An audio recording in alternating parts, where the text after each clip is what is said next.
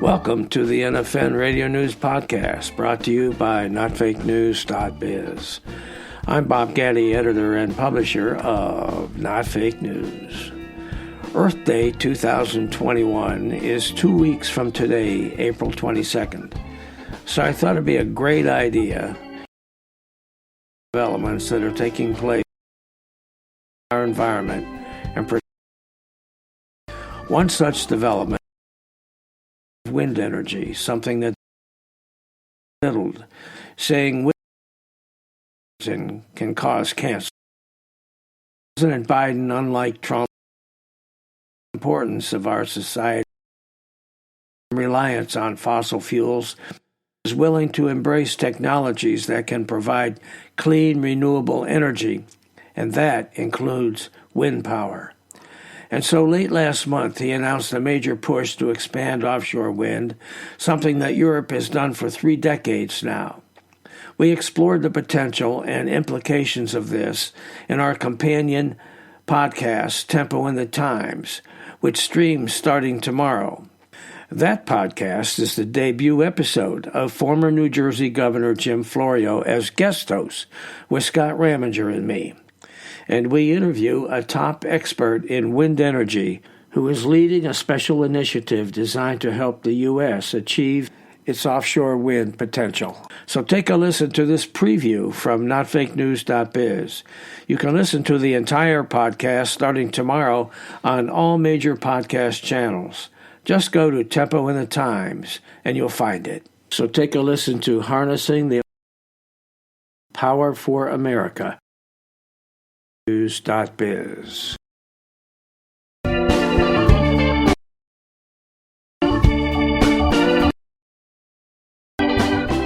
The Biden plan to develop wind off the Atlantic coast of new wind turbines, producing massive amounts of clean energy within the next few years, according to a top wind energy expert who appears on a new podcast with New Jersey Attorney and former Governor Jim Florio. Chris Oleth, Executive Director of the Special Initiative on Offshore Wind, or SIOW, and a 15-year veteran in offshore wind energy, appears on the Tempo in the Times podcast that Florio co-hosts with myself and Scott Raminger of Nashville, Tennessee. SIOW is a leading policy group providing expertise, analysis, information sharing, and strategic partnership support for key offshore wind stakeholders. Oleth previously was Senior Manager of Stakeholder Engagement at Ørsted, a major offshore wind energy company. Offshore wind is an energy resource whose time has come, Florio says on the new podcast, which will stream Friday.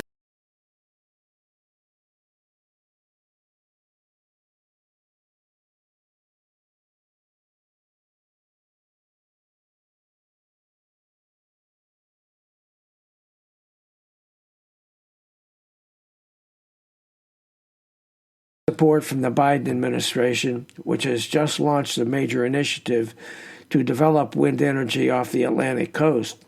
Oleth says major new wind farms that can produce massive amounts of electric power can be in place within the next 4 or 5 years and perhaps sooner. They will dramatically reduce reliance on fossil fuel while providing thousands of new good-paying jobs and boosting the economies of communities along the mid-Atlantic coast, she predicts. According to the White House, the administration's plan would generate 30 gigawatts of offshore wind power by the end of the decade, enough to power more than 10 million homes and cut 78 million metric tons of carbon dioxide emissions. This is a once-in-a-generation opportunity for port communities to have a new start, Oleth says. While more than a dozen leases for wind farms off the mid-Atlantic coast are already in place, Oleth explains that federal and state permitting requirements are substantial and time-consuming, and that concerns from entities ranging from the commercial fishing industry to tourism, the merchant marine industry, and even the U.S. Coast Guard must be resolved. SIOW, which is funded by a number of foundations, is working to build stakeholder support, says Oleth, adding that in addition to improving energy supply and boosting the local economies, offshore wind energy can play a major role in the battle against climate change, which directly impacts coastal communities with flooding and storm surges.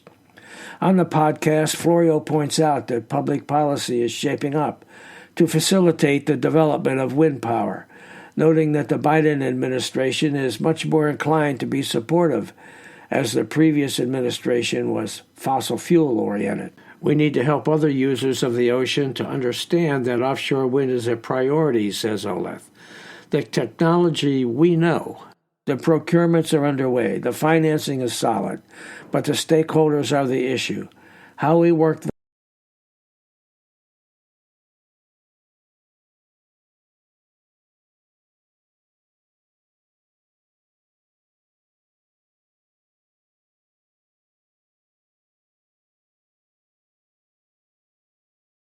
are ready to build once they get permitted, Oleth explains. She points out that the closest current 15 miles from shore, that such facilities must be placed at least 3 miles offshore in federally controlled waters. There are tug and tow lanes that need to be adhered to. Some coastal communities don't want to see turbines right off the shore, she says.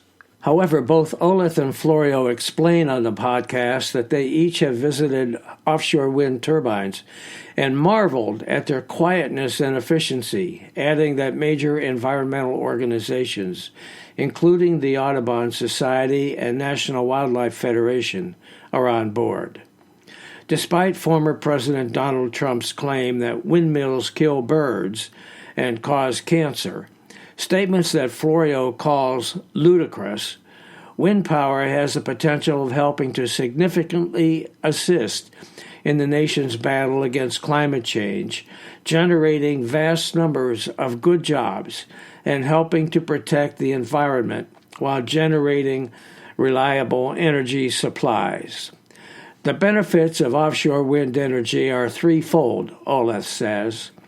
There's benefit to the energy system, benefit to the environment, and benefit to the economy. With that kind of triple E alignment, there is no way to lose in pursuing offshore wind for the United States, she says. As we approach Earth Day, aggressive but realistic, harness the power of the wind.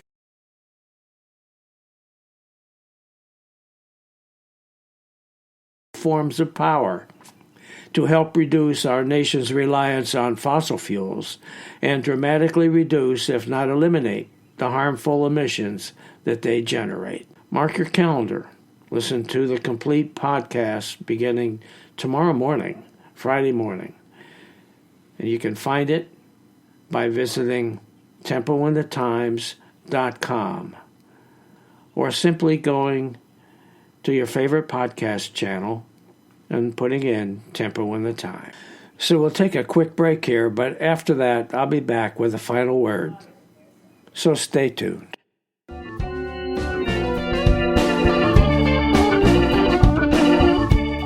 Hey guys, thanks for listening. Hope you enjoyed this podcast. It'd be great if you'd follow NFN Radio News so you don't miss an episode. Just look for NFN Radio News at Spreaker.com and click on My Picture. And check out notfakenews.biz too, where you'll find new material just about every day by some excellent writers with perspectives on a whole range of topics. You can sign up as a member at notfakenews.biz, and of course it's all free. Also, let your friends know about this podcast and about as we comment on the latest development with just a little lean to the left. Like I said, it's our new podcast with co-host Scott Raminger, and every other week, Governor Jim Florio. Streaming right now on major podcast platforms is a great episode with best-selling political thriller writer Rick Pullen. And tomorrow, the wind energy episode that we've just discussed will be available. So to learn more and for easy access to all those episodes, just visit tempointhetimes.com. Meanwhile, thanks for listening. This is Bob Gaddy signing off for NFN Radio News and NotFakeNews.biz.